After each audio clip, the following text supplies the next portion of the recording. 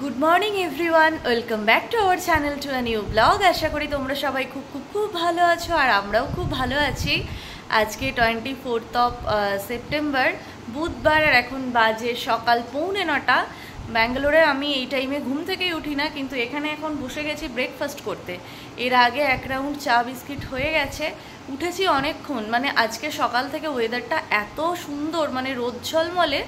6:45 যখন বাজে, জানলা দিয়ে রোদ ঢুকছে, আমি তো ভাবছি 8টা বেজে গেছে, এত আলো ফুটে গেছে বলে। তো তারপর বেরিয়ে দেখছি যে না, বাজে তো এখন সবে 6:45, কিন্তু ঘুম ভেঙে গেছে বলে আর শুইনি। এবার তারপর মা চা করলো, চা বিস্কিট খাওয়া হয়েছে, আর এখন মা গিয়ে পাড়ার মিষ্টির দোকান থেকে নিয়ে চলে এসেছে কচুরি তরকারি সাথে মিষ্টি। অনেক অনেক দিন পর এরকম দোকানের কচুরি খাবো। ব্যাঙ্গালোরে অনেক কিছু পাওয়া গেলেও এই মিষ্টির দোকানের কচুরিটা কিন্তু আমরা প্রচণ্ড পরিমাণ মিস করি। বাড়িতে বানিয়ে খেলে এই স্বাদটা এইরকম আসে না। তো কি কি এনেছে দাঁড়াও তোমাদের দেখাই। প্রথমেই হচ্ছে এই যে আলু আর মটরের যে তরকারিটা, দারুণ লাগে এটা খেতে। এটা হচ্ছে আমাদের পাড়ার বিকাশদার দোকানের কচুরি। এখন সৌম্য আর আমি বসে গেছি খেতে। মা এসব খাবে না, বাবাকে জিজ্ঞেস করা হলো, বাবা বললো আমি একটা কচুরি খাবো। তো বাবাকে এখনও তোলা হয়নি, বাবা এখনও শুয়ে আছে। আমরা খেয়ে নিই, তারপর আজকে আমি বাবাকে জলখাবারটা খাইয়ে দেবো। আর আজকে একটা জায়গায় আমাদের যাওয়ার কথা আছে, দেখি দিদির সঙ্গে যাব, লাঞ্চের পর বেরোবো। আর আজকে লাঞ্চে একটা দারুণ জিনিস হচ্ছে। তোমার কটা দেবো? আমি 3টে দাও। আজকে লাঞ্চে একটা দারুণ জিনিস হচ্ছে আমাদের, বহুত দিন পর, সেটাও আমি খাবো। কি তোমাদের আমি দেখাচ্ছি একটু পরে। আমাদের যে কাজের দিদি, মৌসুমি দিদি, সে এনে দিয়েছে। আমার মা সেটা বাড়িতে বসে বসে ছাড়িয়েছে। আগের বার এসে সব খেয়েছিলাম, কিন্তু জৌগ্রামে এই জিনিসটা খাওয়া হয়নি। তো সেই জন্য মা এবারে একদম আসার পরেই জিনিসটা খাইয়ে দিচ্ছে, বেশি দেরি করছে না। বাড়িতে মিষ্টি আছে, মা তাও ছানার জিলিপি নিয়ে চলে এসেছে। এনেছে যখন আর ছাড়বো কেন, খেয়েই নি। আজকের জলখাবারটা কিন্তু আমাদের একদম মনের মতো আর জমজমাট। শ্রীরামপুরেও এরকম কয়েকটা দোকান আছে যে দোকানগুলোর কচুরি খেতে আমি ভালোবাসি, ওগুলোও গিয়ে খাবো। তো এখন বেশিরভাগ দিনটা কচুরি খেয়েই কাটবে, তাই না বলো শোনো? হ্যাঁ, আমাদের ওখানে একটা দুটো দোকানে ছানার জিলিপি পাওয়া যায়, কিন্তু সেটা ছানা নয়, ময়দার জিলিপি। হ্যাঁ, ময়দা আর সুজি দিয়ে করে। ওখানে সুজিটা খুব চলে আর কি, রাভা বলে। এই দেখো, এটা আবার সাপের মতো খুলে যাচ্ছে। আর ওখানে তো পরেই খেয়ে নেবো, আমি সাঁটাবো এটা। আর আমাদের এখানকার মতো ব্যাঙ্গালোরে তো অত মিষ্টি বিক্রি হয় না, তো স্বাদ খুব একটা ভালো হয় না। অনেক সময় বাসি রেখে দেয়, 4-5 দিনের পুরনো। চলো, আর কথা বলতে পারছি না, আগে খেয়ে নি কেমন।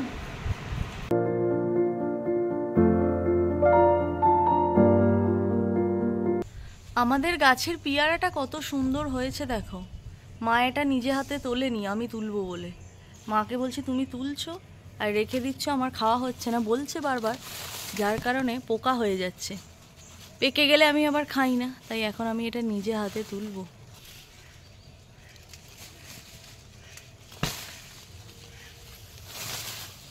কত সুন্দর দেখো পেয়ারাটা। এটা 5 মিনিটের মধ্যেই খেয়ে নেবো। এই তো ব্রেকফাস্ট করলাম, এক্ষুনি খাবো না, একটু পরে খাবো। বাবাকে এখন আমি খাইয়ে দিই, মায়ের হাতে অনেক কাজ। মাকে বললাম দাও আমি একটু খাইয়ে দিই।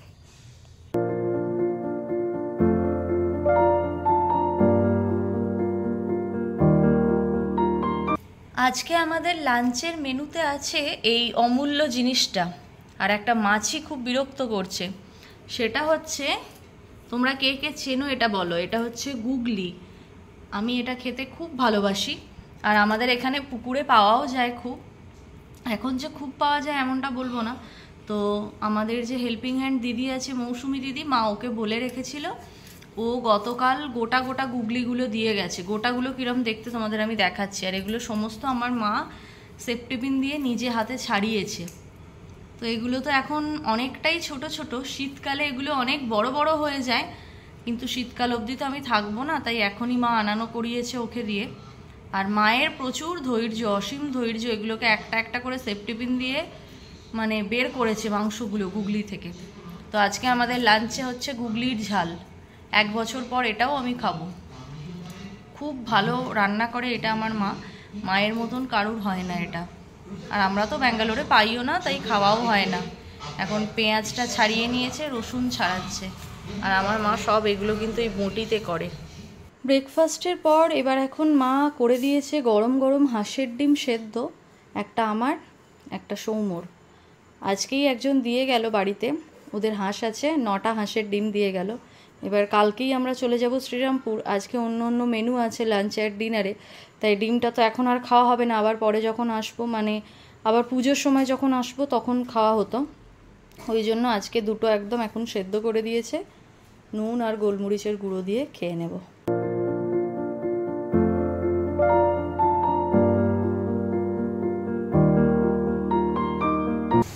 আমার মা তো এখানে এখন রান্না করছে গুগলির ঝাল, সুন্দর করে একদম টমেটো সর্ষে বাটা সমস্ত কিছু দিয়ে বানাবে।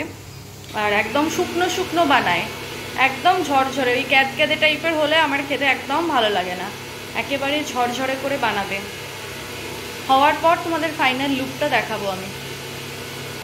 এখন তো বেজে গেছে 2:30, আর আমরা বসে গেছি লাঞ্চ করতে। মা, আমি আর সৌম্য। বাবার খাওয়া হয়ে গেছে, বাবা শুয়েও পড়েছে।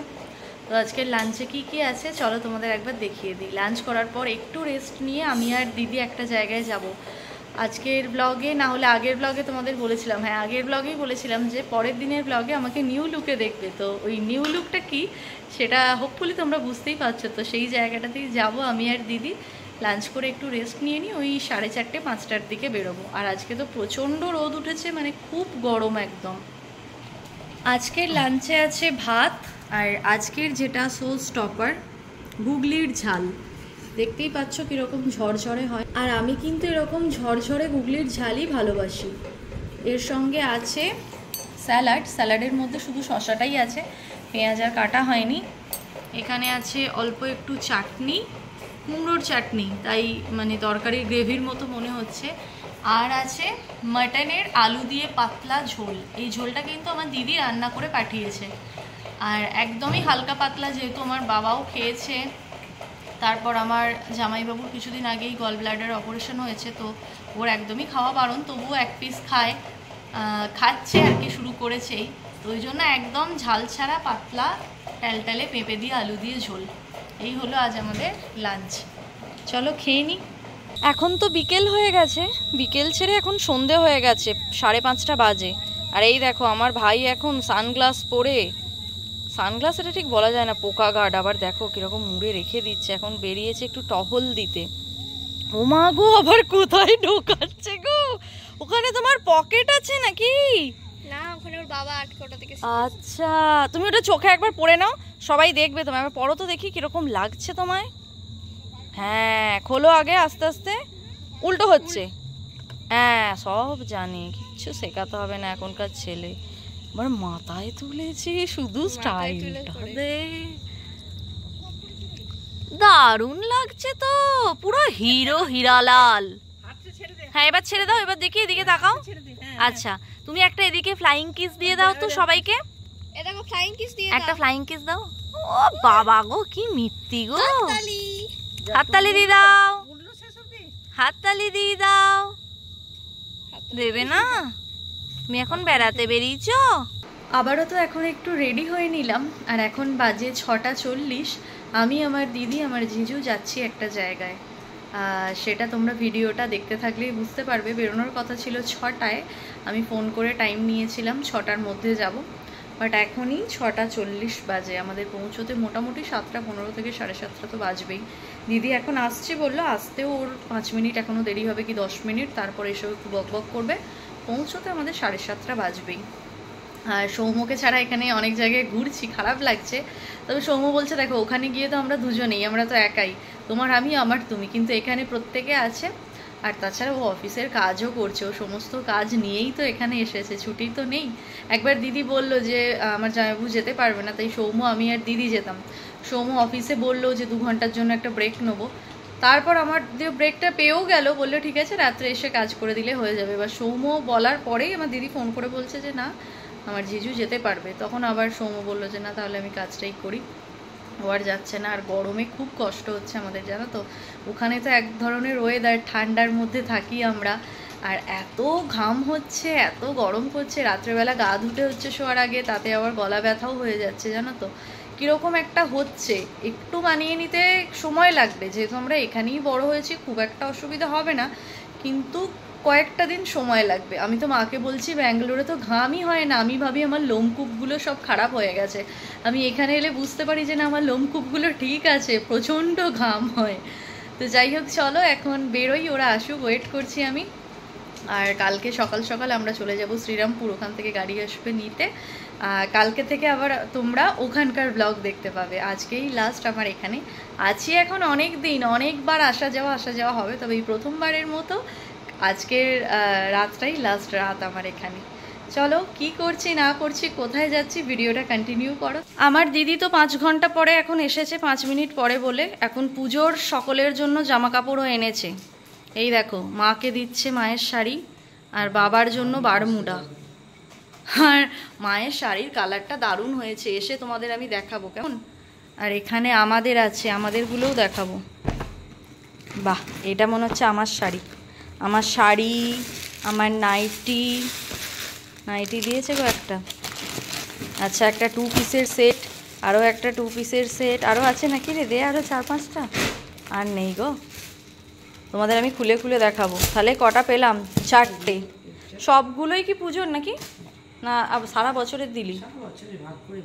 না, সবই পরে ফেলবো আমরা, দেখলাম। আর সৌম্যর দেখো, এই একটা শার্ট, এই একটা গেঞ্জি, এই একটা জিন্স, আর এটা হচ্ছে একটা সিকোয়েন্সের পাঞ্জাবি। বা আমার শাড়িটা আর পাঞ্জাবির কালারটা এক হয়ে গেছে দেখো। এটা তাহলে আমরা অষ্টমীর সন্ধ্যায় পরবো। শাড়িটা আমি আগেই দেখেছি, ব্লাউজ বানাতেও দিয়ে দিয়েছি, তোমাদের সঙ্গে ভালোভাবে শেয়ার করব পরে।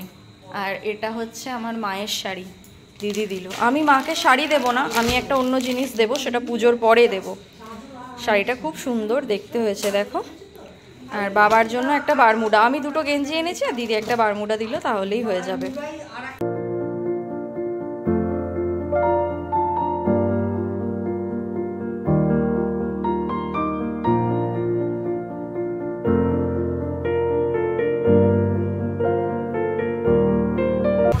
আমরা তো এখন এসেছি মেমারি, আর মেমারিতে পৌঁছে গিয়েই আমার দিদি প্রথমে দাঁড়িয়ে গেছে শরবত খেতে। আমাকে বলছে খাবি? আমার মা কিছু না বলতে শেখায়নি। এটা হচ্ছে আমের শরবত। আগে এরম বর্ধমানেও বিক্রি হতো, এখনো হয় নিশ্চয়ই। আমরা এখন চলে এসেছি মেমারির জাভেদ হাবিবসে।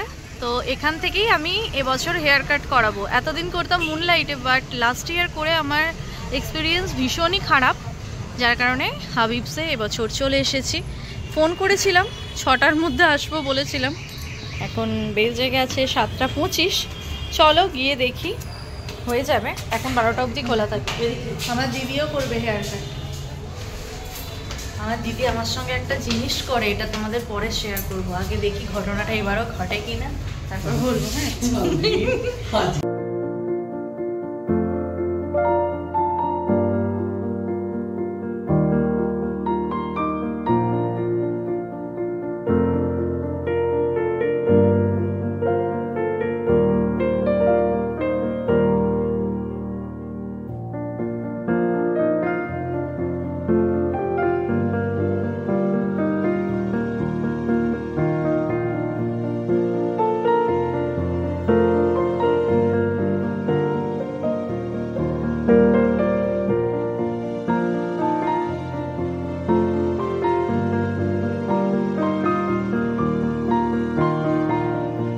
হেয়ার কাট হয়ে গেছে, আমি কেটেছি বাটারফ্লাই কাট। তো তোমাদের পরে বাড়ি গিয়ে আমি সবটা শেয়ার করছি। এখন অলরেডি 8:30 বেজে গেছে, এবার আমরা বাড়ি যাব। হেয়ার কাটের পর চলে এসেছি এখানে এখন ফুচকা খেতে। প্রথমেই কয়েকটা জল ফুচকা খেয়ে নিলাম, এবার চাটনি ফুচকা। আর মেমারিতে যে মিয়মরে আছে তার অপোজিটেই এই দাদাটা বসে, আমার জামাইবাবুর সঙ্গেও যায় ক্যাটারিংয়ে, যেগুলো ফুল কন্ট্যাক্টে থাকে। খুব ভালো ফুচকা বানায়। আমার দিদি এখানে ছাড়া খায় না।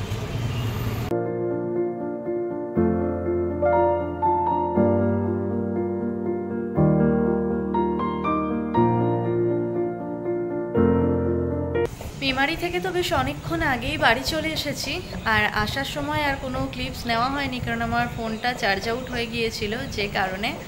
আর আমার হেয়ার কাটটা আমি করেছি, বলেছিলাম বাটারফ্লাই, তো বাটারফ্লাই আর স্টেপ কাট মিক্সিং করে কিছু একটা করেছে।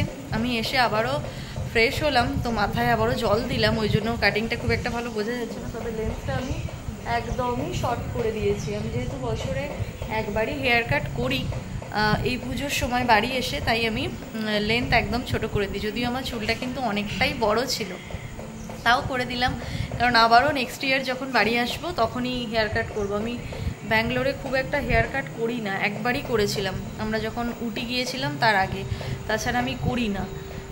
তো এই কারণেই। আর আমার দিদির সঙ্গে গেলে, আমার দিদি কি করে, যে কোনো পার্লারেই যখন প্রথম যাই, তোমাদের বলছিলাম না একটা মজার ঘটনা আছে, দিদি আমার সঙ্গে এটা করে, তোমাদের সঙ্গে শেয়ার করব। তো ফার্স্ট আমাকে দিয়ে কাটিংটা করায়, ও প্রচণ্ড পরিমাণ খুঁতেও আমাকে দিয়ে কাটিংটা করায়, মানে আমাকে গিনিপিগ বানায়। ওর তারপর দেখে যদি মনে হয় যে না খুব ভালো হয়েছে তাহলে ও করে, আর যদি মনে হয় যে না খুব একটা মনোমতো হলো না তাহলে ও আর করে না। তো আজকেও তাই।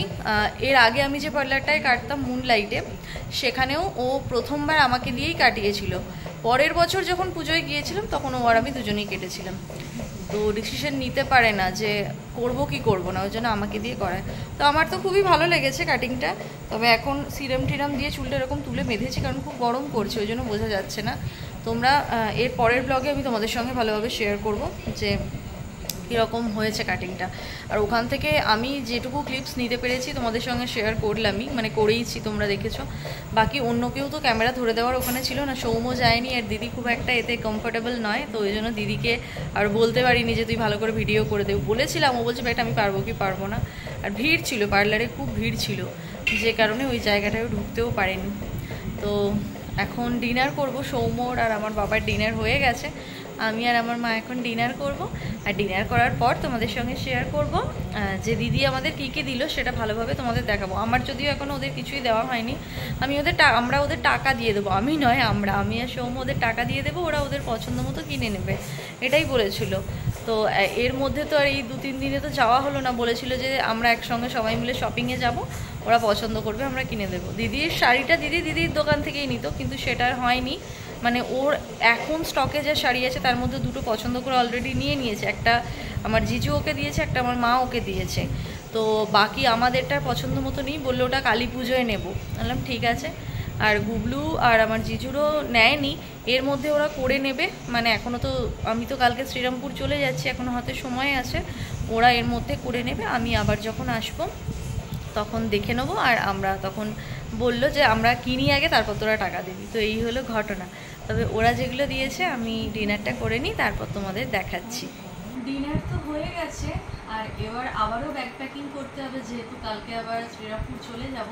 তো 2টো ট্রলি নিয়ে এসেছি, একটা ট্রলি এখানে রেখে যাব আর একটা গুছিয়ে নিয়ে যাব, সেই কাজটা এখন করতে হবে। এখন অলরেডি 11:30 বেজে গেছে।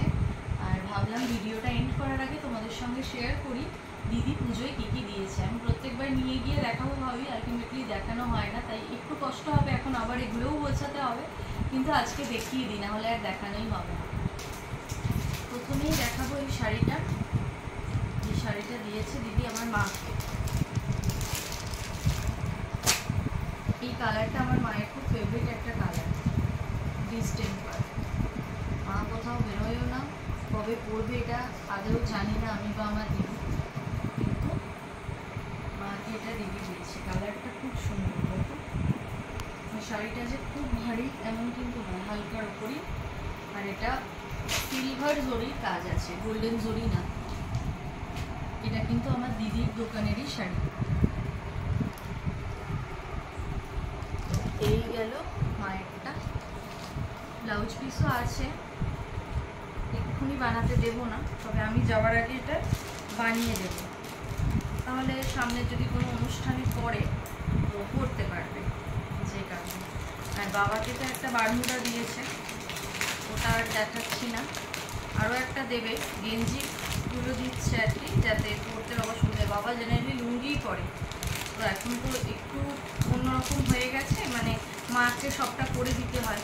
মায়ের পক্ষে লুঙ্গিটা ওরম দাঁড় করিয়ে বাবাকে পরানো অসুবিধা, তাই বান্নুটা হলে মায়ের সুবিধা হবে।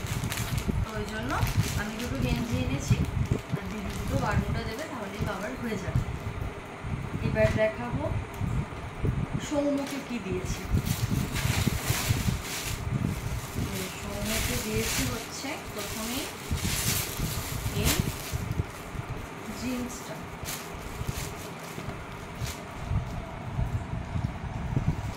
এই গেল জিন্সটা, আর এর সঙ্গে দিয়েছি হচ্ছে এই শার্টটা। এই প্রিন্টটা খুব সুন্দর, আর খুলছি না, এটা ফুল স্লিভস আছে। প্রিন্টটা খুব ভালো লেগেছে, এটা আমাদের ভিডিও কলে দেখিয়েছিল, সৌম্যরও পছন্দ হয়েছে, তাই পছন্দ করেও নিয়েছে।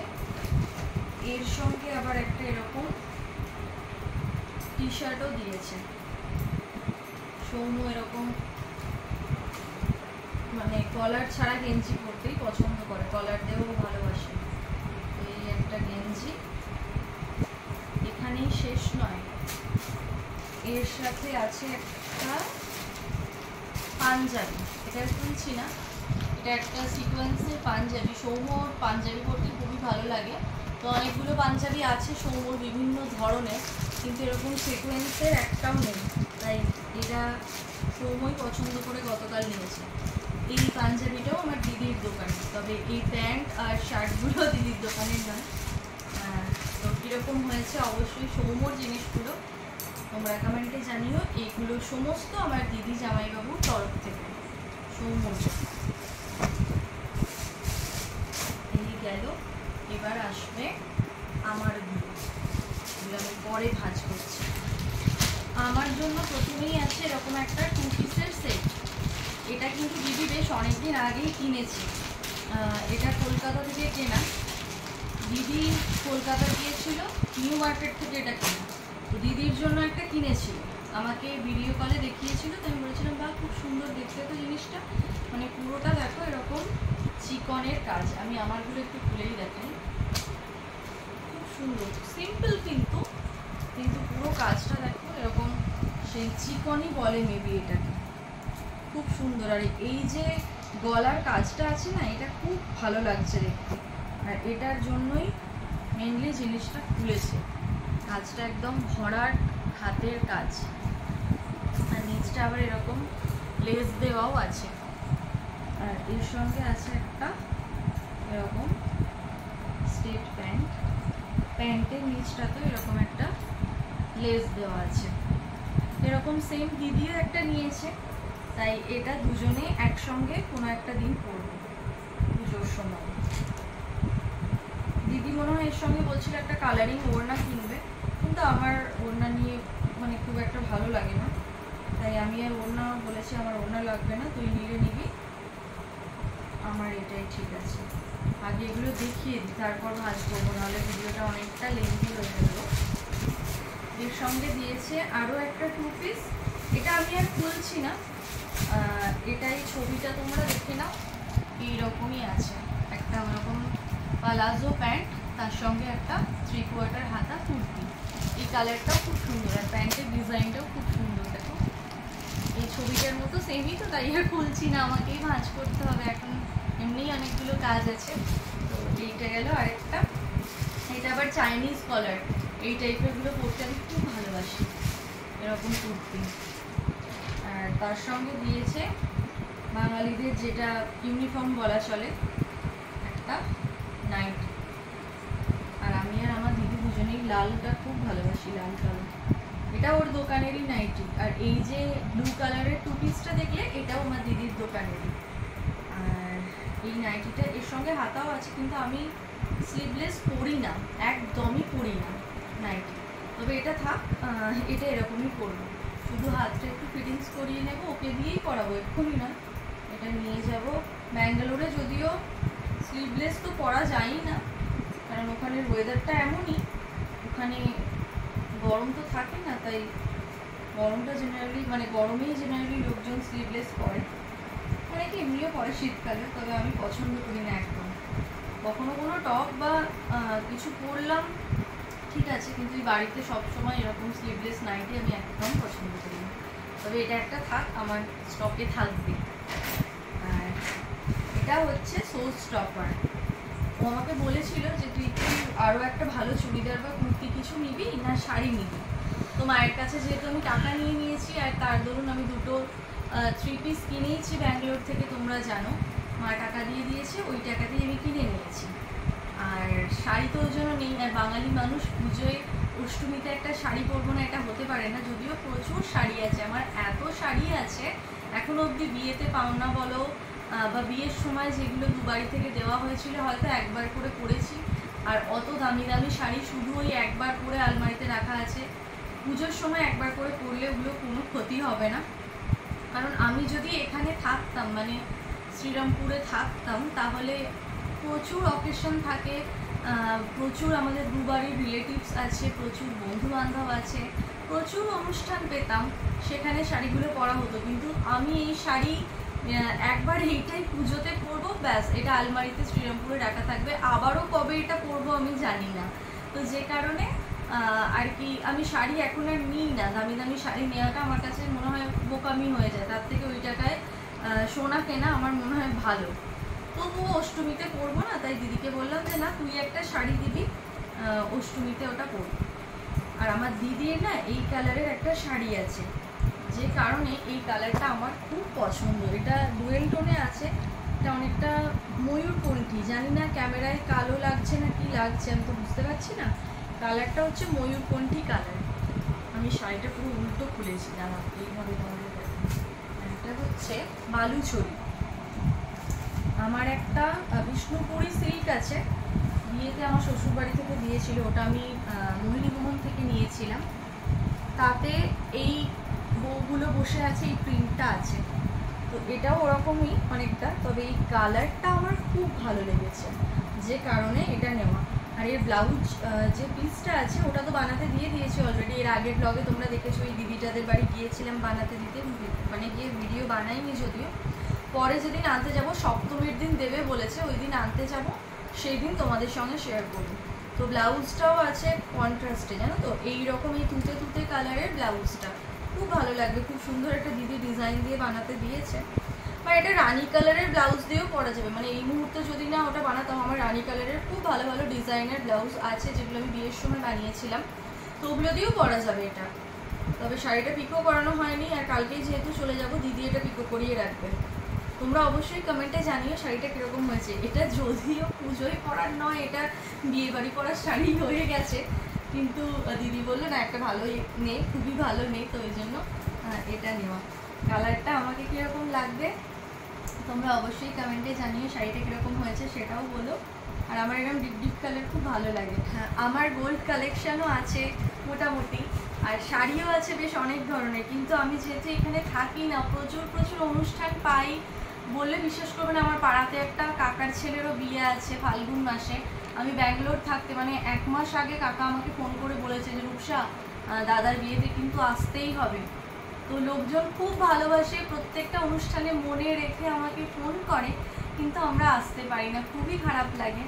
তো ওই জন্য এইসব শাড়ি ফাড়িগুলোই একবারই পুজোয় পরে তোলা থাকে।